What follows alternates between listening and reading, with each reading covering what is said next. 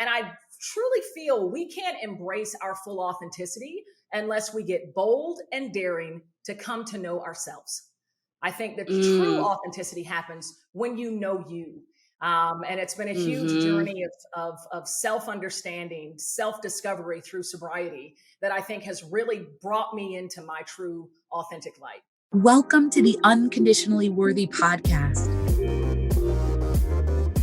I'm your host, Dr. Adia Gooden, a licensed clinical psychologist who believes deeply that you are worthy unconditionally.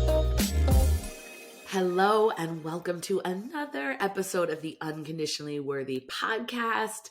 I'm so excited that you're listening, that you're here. I am recording this at the very, very end of January, the last day of January.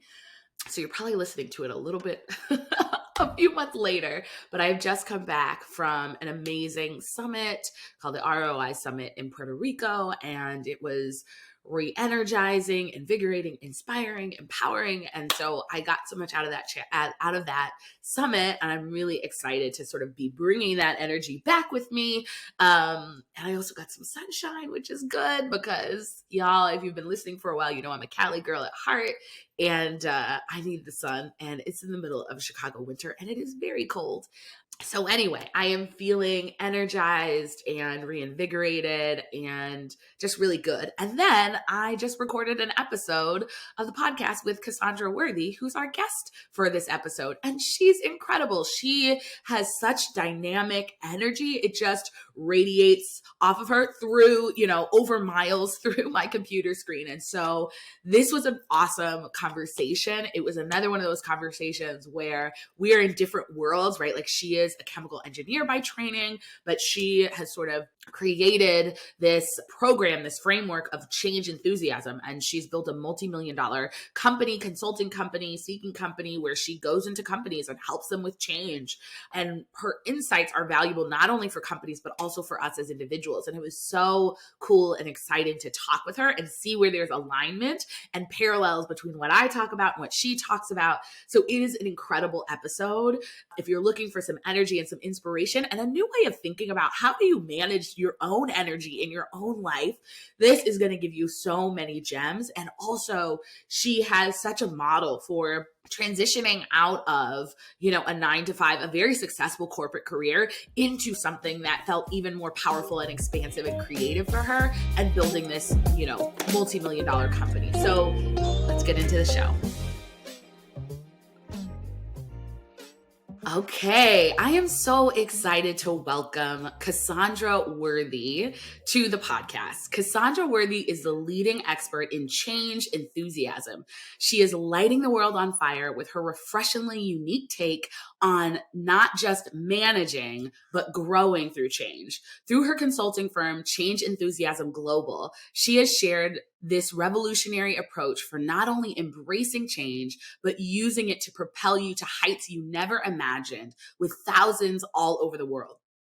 She is trusted by clients around the globe, including Google, Bank of America, Johnson & Johnson, CVS Pharmacy, and Cisco.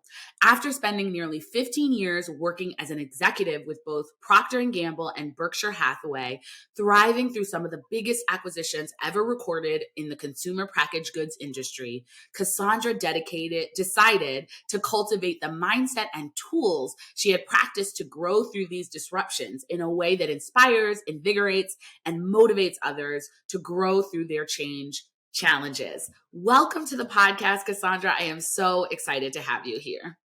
What it do? Thank you so much. I am so excited to be here. I feel like this podcast was meant for me. So You had the last name Worthy. Like you were meant to be on this podcast.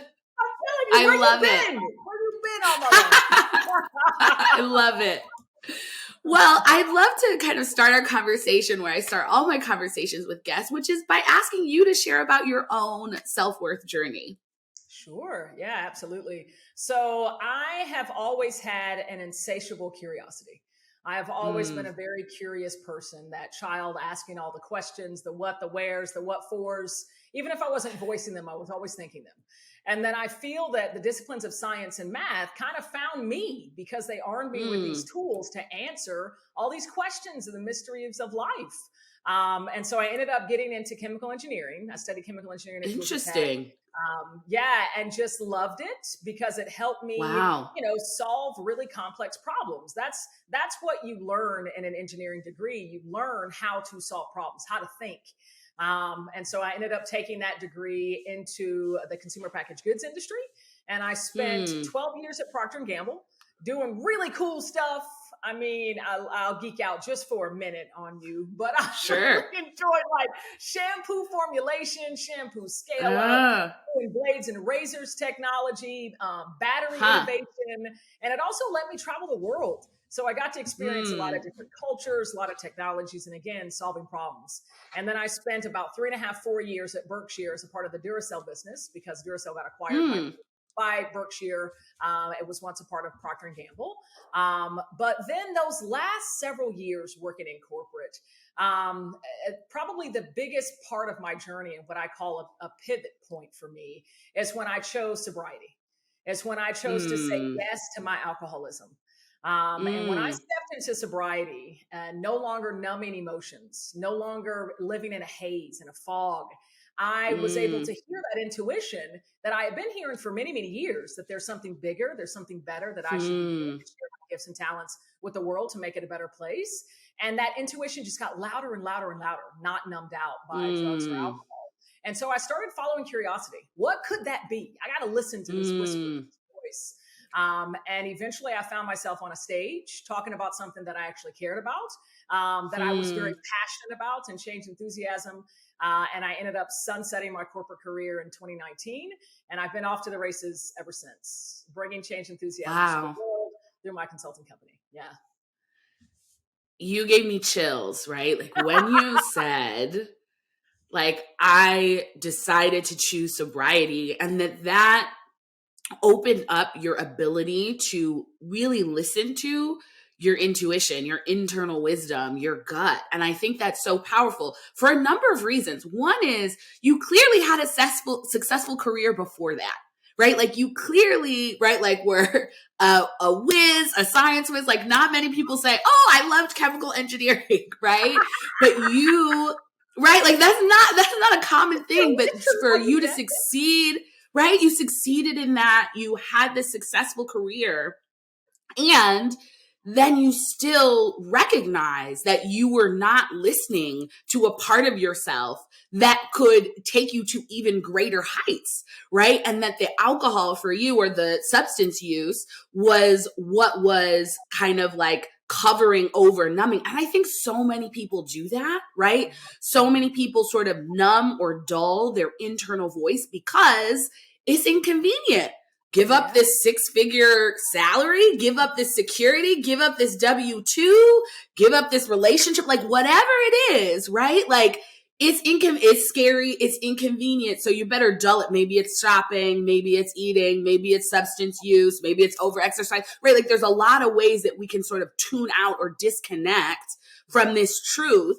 And when you stopped using substances, that was what you couldn't ignore it anymore. I'm telling you. Yeah. Go ahead. There was, I was going to say, tell us about, we're talking over each other. Tell us about what life has felt. So answer what you're going to say, and then share like how life has opened up for you once you've sort of listened to your internal voice. Absolutely. So there was a mantra. There's something that I continue to repeat to myself when I started to hear that doubt, starting to hear, Cassandra, what are you thinking? As you said, why are you going to leave a 6-figure salary? Why are you going to leave a career that you are really like kicking butt in? Why are you going to leave something that ultimately you're really enjoying? You get to solve complex problems. You get to deliver this innovation to the market and take your friends to the grocery store and say, yo, I helped design that. I helped scale that up. It was really a lot of fun. And I always had that sense, that thought, why are you going to leave? Why are you going to leave into this world of unknown? And then I decided to rest on the trust that if I was working in a position, giving a lot of my time, energy, and talent to a work plan that was maybe 20 or 25% of work that used my natural gifts and talents and really lit me up, about 20, 25%. if the world paid me as much as it did just at 20, 25%, what if I go to 90? What if I go to 95%? What could that look like? And so I removed that self-limiting belief that I was leaving this really healthy salary into this unknown where maybe I'll never, ever get to that amount. I'm like, no, I'm gonna trust. If I'm doing 3 times as much of work that lights me up and that shares my gifts and passions, I'm going to trust that I'm going to be taken care of. And honestly, when I left, my goal was to just match the salary that I left. And now I've built a multi-million-dollar consulting company. So I've, I don't know how many times that over. Far exceeded. Yeah. And I will tell you, when you walk on that path, when you share your light, when you identify what those gifts are, and I feel that the purpose, and I forget who did this quote originally, but that purpose is to understand your gifts and then share it with the world as freely and as openly as you can. So when I started doing that, you're talking about doors opening. You're talking about people coming into my life at a time exactly when I needed them. And it's been magical. And I tell people now, every single day I'm in awe. I'm in awe of what I have co-created in this life of mine, continuing striving to live the mission of nurturing the world's resiliency and adaptability through data-driven insights, building leadership capability through change with research-backed tools and strategies, and doing that all over the world. And then, of course, living my individual purpose, which I have come to find is to enable that light, this joy, this energy, this effervescence that I feel within myself, to enable that within another. And when I get off a stage, when I get out of a meeting, when I leave an interaction at Walmart, and I feel that light through somebody's face, through their eyes, through their smile, that's magic to me.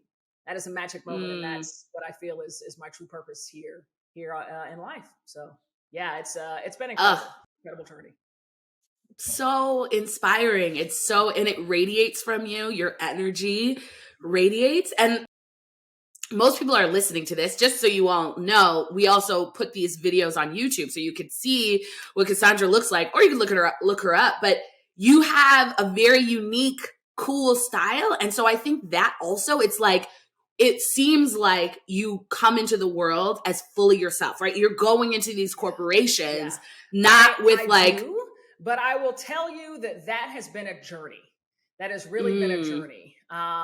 And I feel like in order to live authentically, and I know we're hearing that word a lot, it's been tossed around a lot.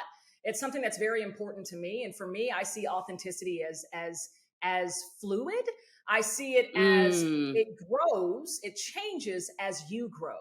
But I think there's an essence within you that when you strive to discover that, when you strive to understand that, you can maintain that essence moving through every stage of life. And maybe what resonates with you, what lights you up, it might be different from when you were 15 than when, like I'm sitting now at 41. But there's still a certain essence about me that I continue to let shine. And I truly feel we can't embrace our full authenticity unless we get bold and daring to come to know ourselves. I think that true authenticity happens when you know you.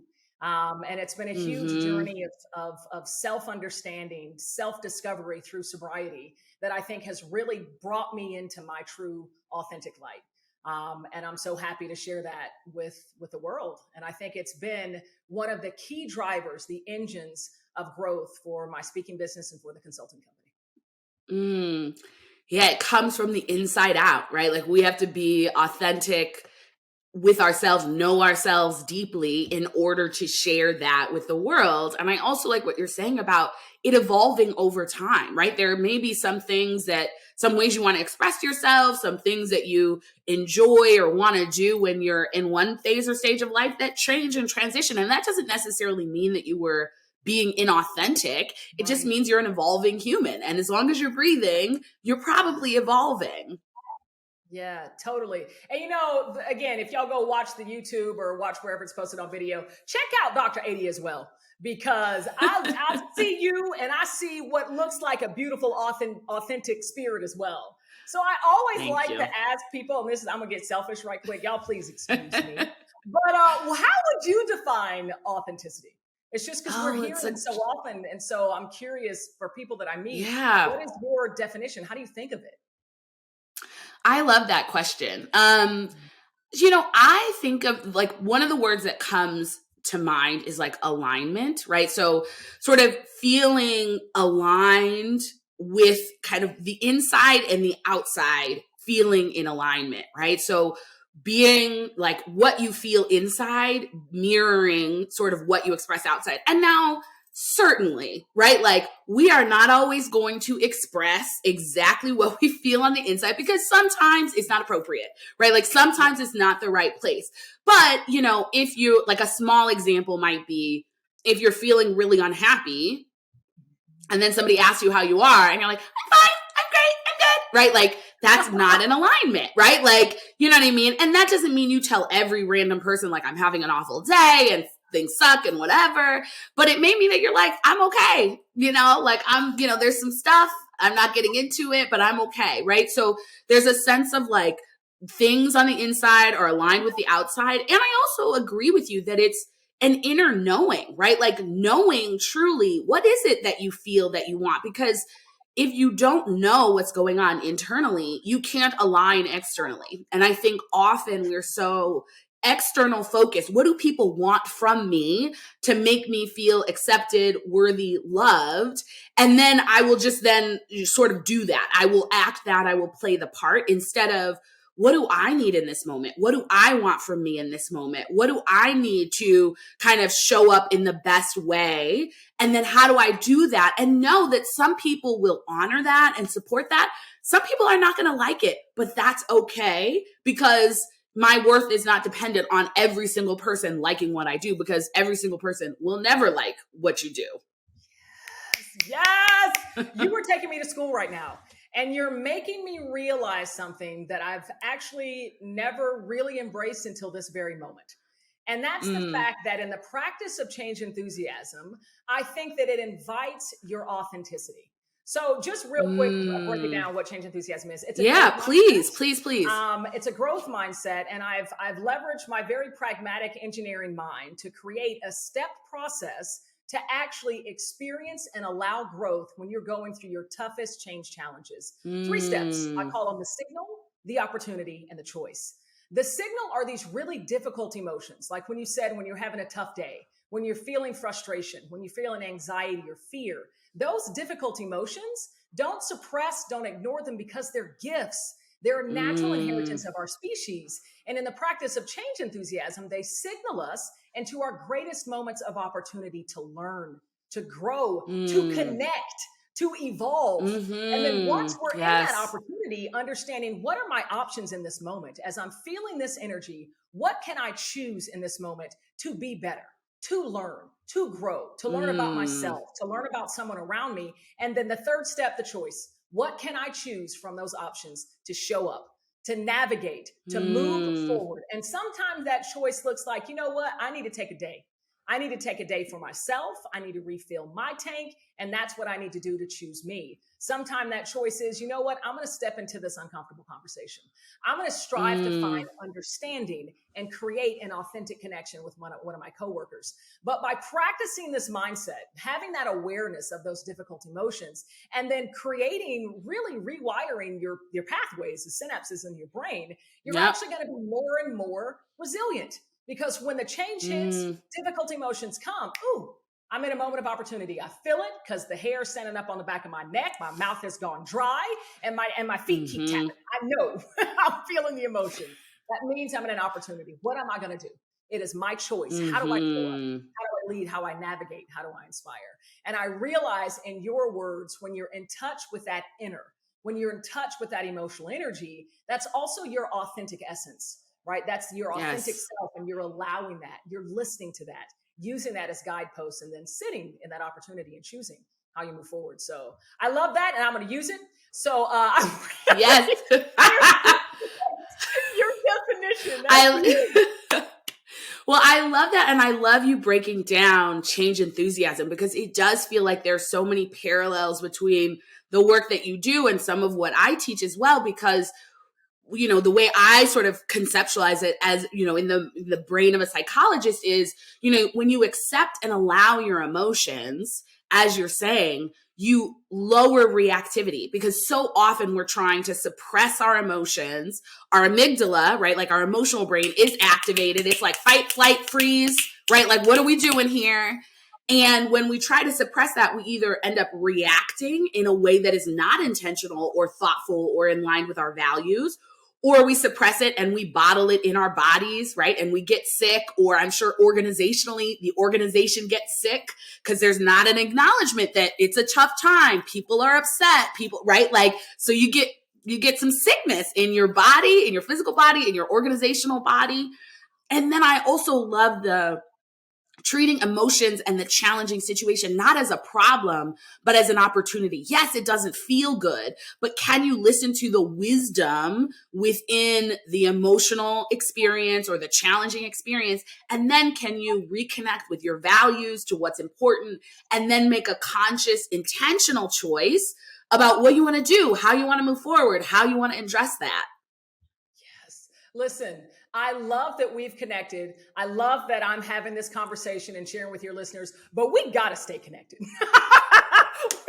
That's the same thing. I'm like, hopefully I can email her. And I'm telling you, so much of what you're saying is lighting me up, lighting up my brain, thinking about conservation of energy. And, as an engineer, I often think about emotion as that energy. And if you think of ourselves like a closed system, the third law of thermodynamics says that energy can either be created or destroyed. It can either be transferred. And if we are the closed system and emotion is the energy, when we transfer that, it's like venting. We vent. Yep. And I think that's a kind of a natural kind of go-to for most of us. I want to just let the energy go. But that's not as productive, because if you ever noticed when you vent, it seems like all you want to do is vent. Because it's just like you're moving the energy around, and all of you sitting there in that downward spiral about how horrible things are. Or you can conserve the energy. And that's what looks like having health problems, having, sleepless nights, restless nights, or you can transform.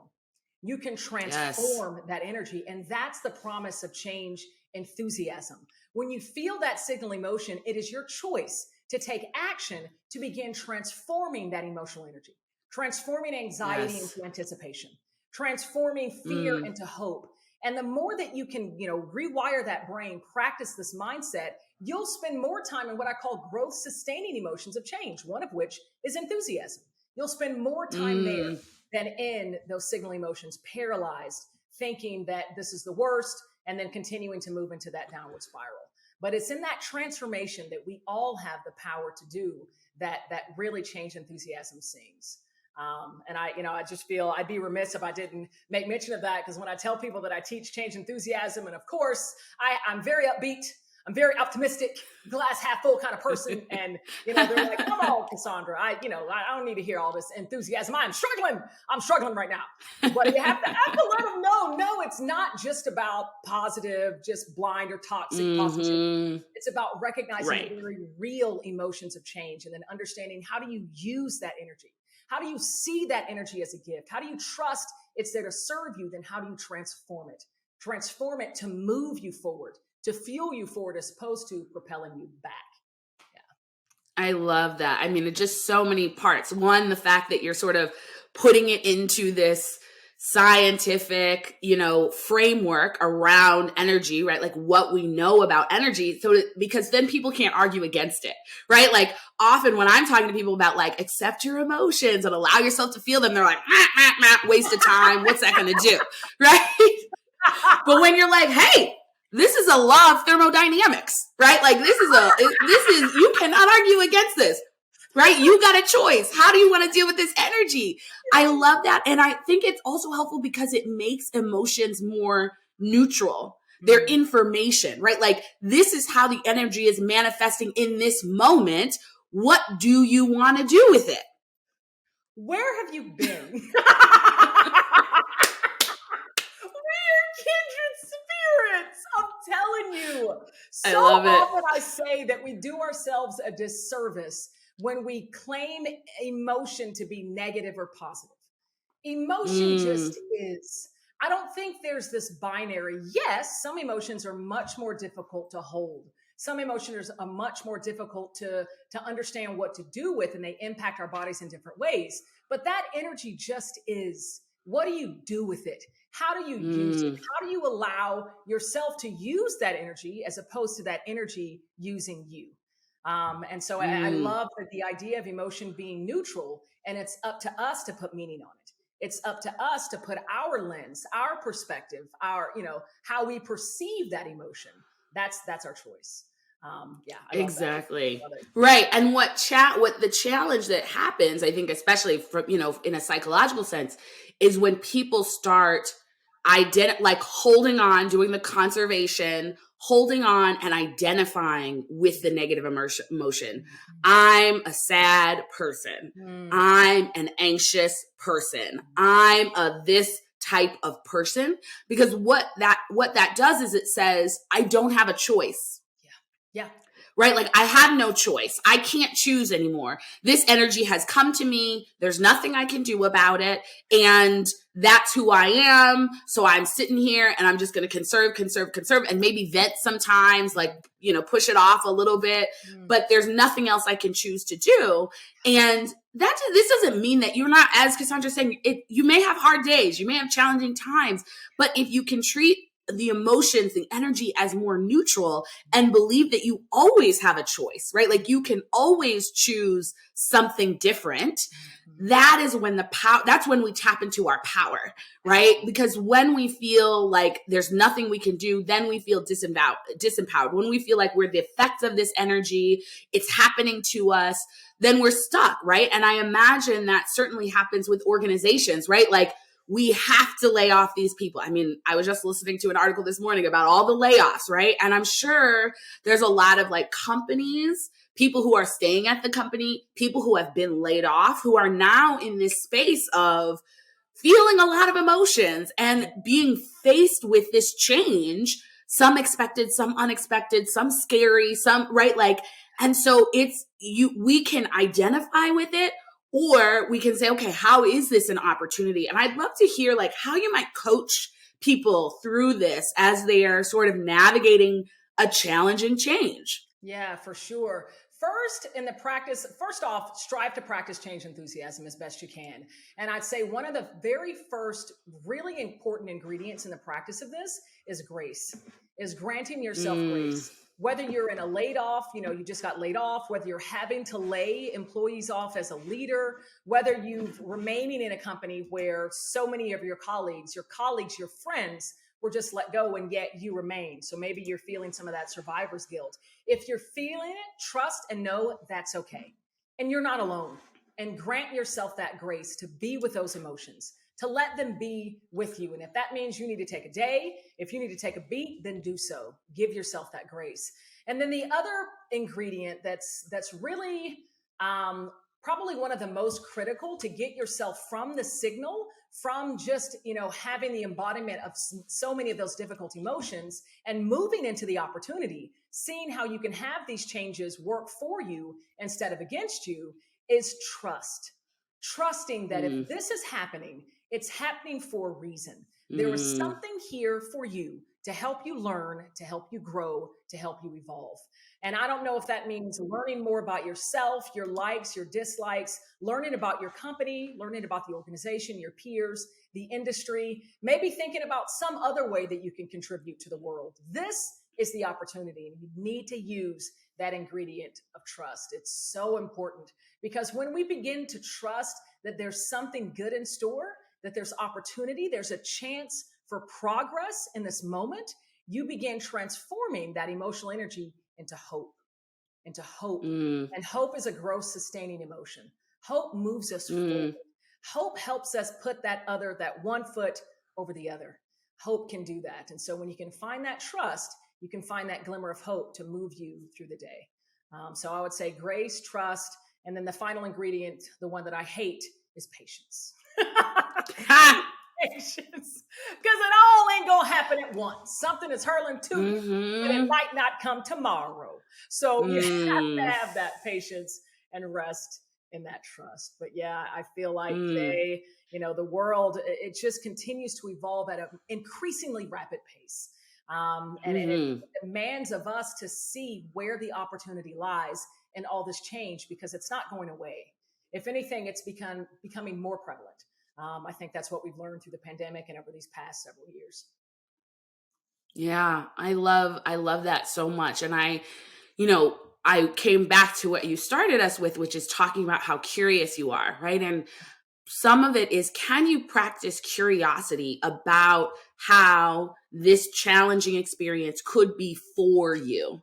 Not against you, not, being a victim of it, right? Because it's very easy to get into that mode. So part of what I talk about, and I think this is very aligned with what you're talking about, is feel the emotion without making up a story about yourself. Yeah. Right? So feel the disappointment, feel the frustration, feel the anger, feel any of those emotions that might be coming up with a challenging situation. Maybe even feel the relief, feel right? Like feel all the things without making up a story, right? Because the way we make up stories is, I was one of the worst employees there. I knew I was always an imposter, and it was just a matter of time before I got laid off. I'm never going to find another job. I don't know, right? Like those stories, those are stories that cause you to conserve and hold on to that energy, right? And they keep you stuck. If you can say, okay, this is all I'm feeling. I'm going to take a day, a week, a month to regroup and see how I can process through these feelings, find the wisdom in them, and then get curious. How might this be for me? Every Monday, I was feeling stressed, frustrated, anxious because I didn't want to start another week. So maybe that job wasn't lighting me up, right? Like I kept thinking I wanted to spend more time traveling or more time with my family or to do this, or I kept wishing I would have more time to make art.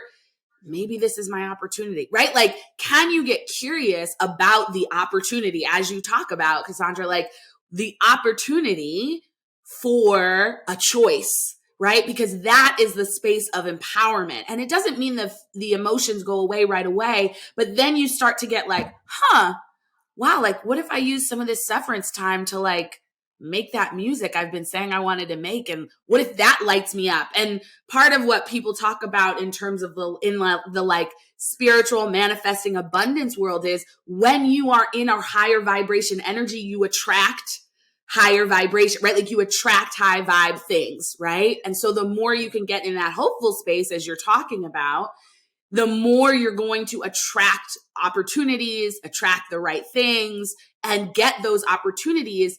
And that actually is going to happen better with the cultivating positive energy and feeling good and moving through your emotions than the like, oh gosh, I'm so terrified. And I like, gotta find a job, like that's really not going to get you to the next sort of space and place where your next evolution is going to unfold. So true. Yeah. I mean, and we all have been there, right? Some of us are going through it right now. Some of us can remember a time 5-10 years ago. But for me, it was probably, definitely when I was going through those acquisitions in my corporate life. I can remember the second big acquisition that I was a part of. And it was just a very uncertain time because right after the acquisition closed, they started reducing headcount. I was executive at that point. Knowing that my head could be on the chopping block. And I can remember I was sitting down with a new manager, right? He'd just come in from the acquiring company. He didn't know me. He didn't know kind of, where I came from, my values, what I brought to the table. And he was like, Cassandra, I like you, but I just don't see value in having you around in a couple of years. Yeah, exactly. Wow. That's exactly the face that I'm right. And you talk about signaling emotions, the depth, the frustration, the anger, the anxiety and fear, and the shame. Oh my goodness, I'm about to lose my job. My career is about to be in shambles. And then in using change enthusiasm, and this is before I had language for it, but I was already practicing it because it was helping me to grow. I was able to view that happening, that potential as outside of that narrative, right? And I could see it objectively. This is what had just happened. He's given me 2 years, and I could actually look for another job and what could be an actual better job. And I started thinking about the wealth of experience that I now had that I can pull into a new resume. I started thinking about all the connections that I had still internal to that company, just not in that individual's organization. I was like, you know what? I have options here. And then I also thought about the fact that I was already following a path of curiosity, building something of my own on the side. And I thought, you know what? I can use this to exemplify change enthusiasm. So how am I going to step into this, seeing my opportunity, choosing as I move forward?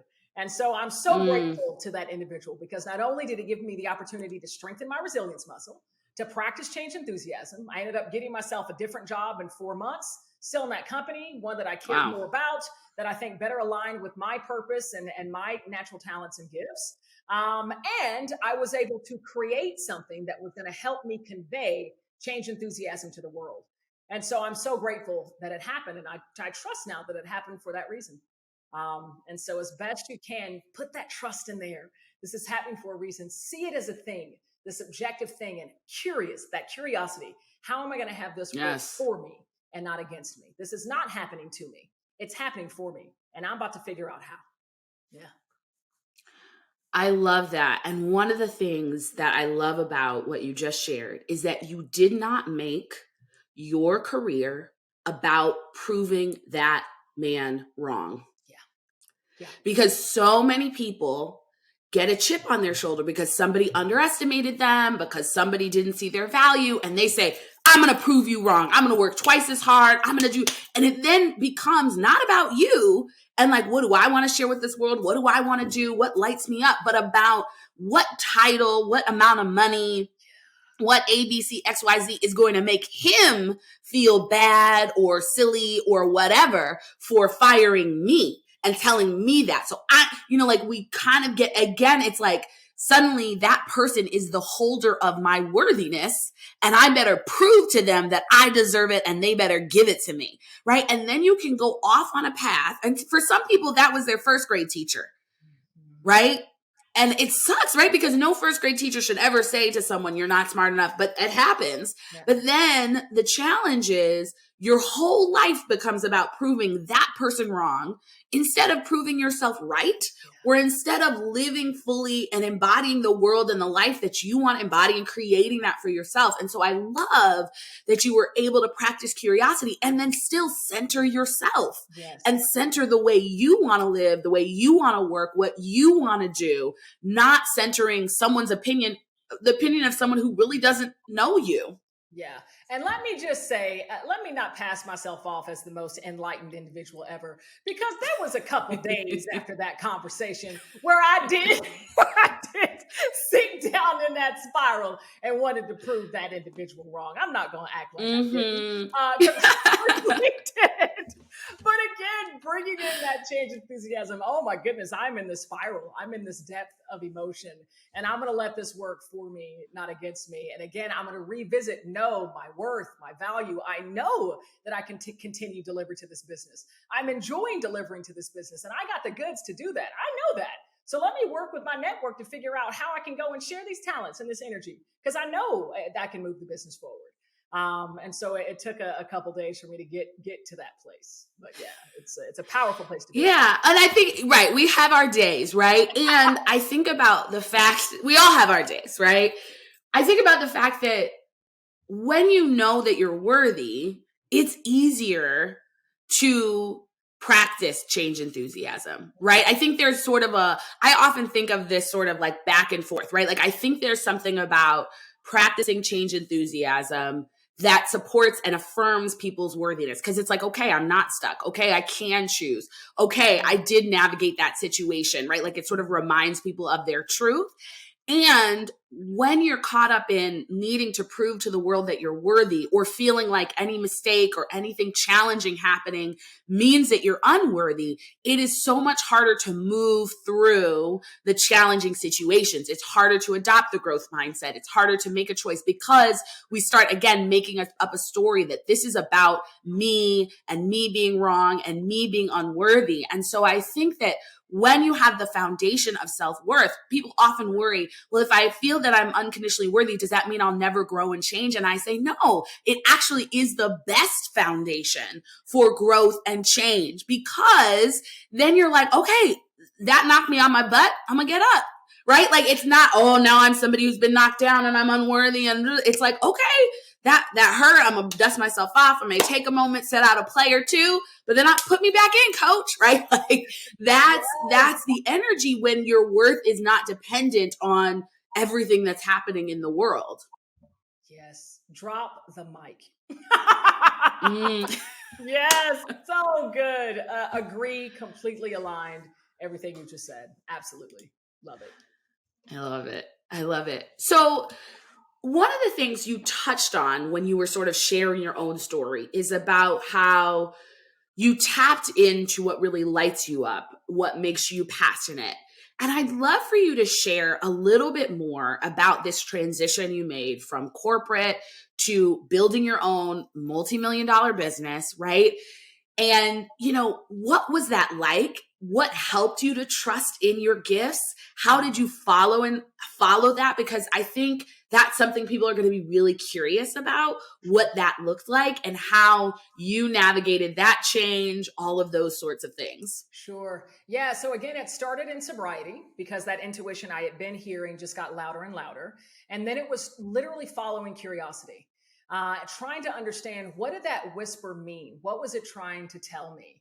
And I remember there was a point where I wrote down all the compliments, all of the things that I had heard in the past several weeks from those around me, my colleagues, my friends, my loved ones. And it started to paint a very different picture than leading innovation, research and development in corporate America. A lot of it about charisma, energy, the light, the enthusiasm, the way you inspire, the way you can lead a team. And so at first I thought I would just be a nonfiction book writer.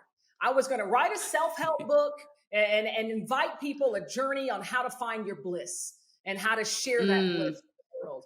And so I ended up going to a conference that Hay House put on, and Hay House is actually now my publisher. And so I went to that conference, Movers and Shakers conference, thinking that I would learn how to get a book deal. What is it like to write a nonfiction book?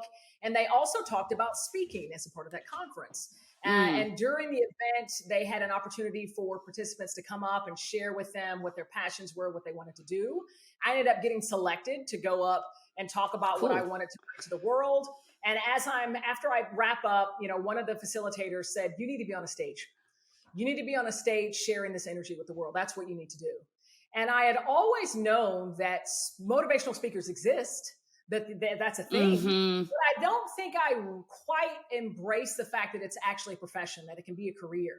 And so it was through that I discovered that that's possible for me and something that I was maybe perfectly suited for. And by going to that conference, you could submit a video to be mentored by one of the facilitators, Anne Reed Tracy, the president and CEO of Hay House. I submitted a video and I was selected. And so for the better half of 2017, I was mentored by these individuals, learning about the speaking industry, the importance of carving out a niche, bringing my pain, my experience, my talents and gifts to the world, that it's in a way that it solves a problem, that it presents a gift to a corporation, to a business, to the individuals in that corporation. And so that's how I created the niche of change and emotion, and ultimately change enthusiasm, which I've built my company around. But yeah, I spent a year and a half building the consulting company on the side while still leading innovation at Excel. And then I had set up some success metrics, because that's what engineers do. Love it. In order to sunset corporate. And I reached them. I got to the point where I had more bookings than I had vacation days. And the next step, I had just been moving one foot or the other. The next step was sunsetting corporate. And now it's just been a whirlwind of learning, of growing, and of sharing and nurturing the world. So, yeah. It's incredible.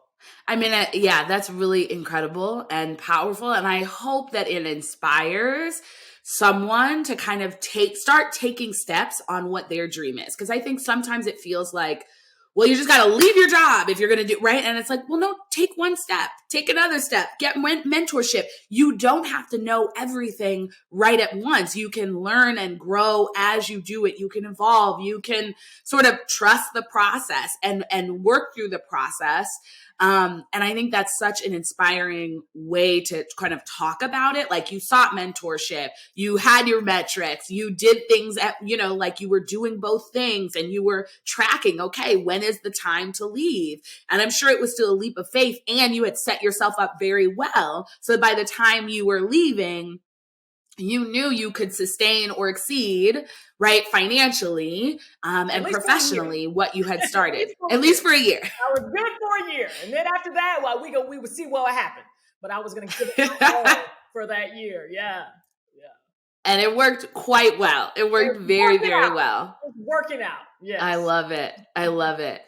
Well, as we sort of wind down this interview, I would love to just ask you, because your last name is Worthy, what is one way that you're sort of claiming your worth or owning your worthiness these days?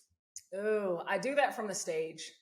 I do that when I'm engaging with senior level executives, when I'm engaging with CEOs, when I am the only one in the room that looks like me.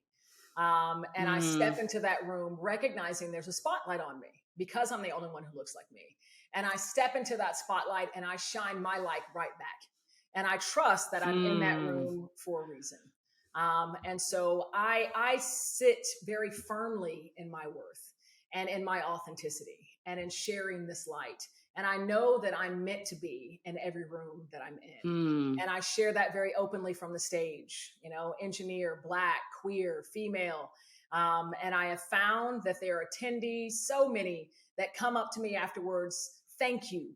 Thank you for sharing yourself. It has been many years since I've seen someone who looks like me on that stage. And so stepping into that light has become a part of the mission, and just knowing my worth and acting accordingly, knowing my worth and acting accordingly, and sharing that with as many people as I can to inspire that same sentiment in everyone. Yeah. I love that so much. I love that. Thank you so much for sharing your energy, sharing your time, sharing your wisdom. This has been such an amazing and dynamic, energizing conversation. And I know that people are going to get so much out of it. I also know that people are going to be like, wait, let me look her up. When can I see her speak? Where is she? Can I bring her to my company? So let people know how they can kind of connect with you further and see what you're up to. Sure. Check me out at CassandraWorthy.com. I'm also all over social. So Cassandra Worthy on LinkedIn. I'm probably most active on that one. Although my marketing team posts all over the outlets. Cassandra Worthy Speaker on Instagram. And then we have a community of almost 15,000 on Facebook. We are change enthusiasts. And then if you would, if you'd like to inquire about me coming to your company, email info@speakersoffice.com. So I love it. Just gave a lot, but I love it. We'll put all the links in the show notes. So if you heard that and you're like, wait, just look in the show notes and they'll be able to find it. Thank you so much. This has been, just a lovely start to the day. And thank you for what you're doing and shining your authentic light. Because you're moving millions. And I see you. And I really, really appreciate it. Thank you. Thank you. I appreciate that. I really do.